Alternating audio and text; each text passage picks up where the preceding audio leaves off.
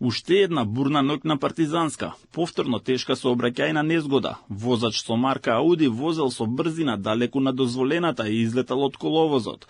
По ударот во околните дрвја ја покосил безбедносната заштита на пешачката патека и автомобилот завршил во жардинериите покрај патот. За среќа пешаци во моментот на несреќата немало, а итната медицинска помош интервенирала кај повредениот возач.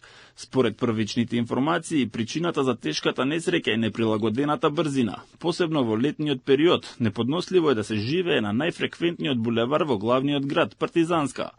Граѓаните се жалат на беснење со мотори и ноќни трки со автомобили. Министерот Тошковски вели дека полицијата работи со полн капацитет, но спас за несовесните возачи ќе биде имплементацијата на системот Безбеден град. Законските измени се во тек, а казните ќе бидат ригорозни, дури ќе се конфискуваат и возила. За да можеме да го ставиме во функција овој систем, потребно е отприлика да смениме едно 6-7 закони.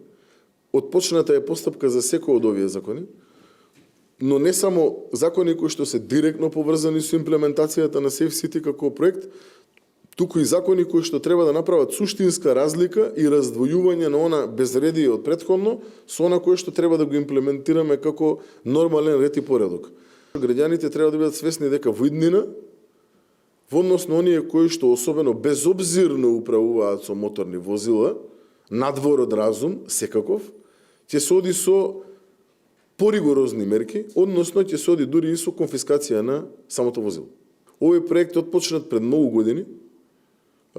Нажалост, неговата функционалност не е видена до ден денес. Отпочнат е пред повеќе од, ако не се лажем, 10 години. Надоградуване меѓувремено од страна на претходната влада, дополнително е надограден и во последната година дена.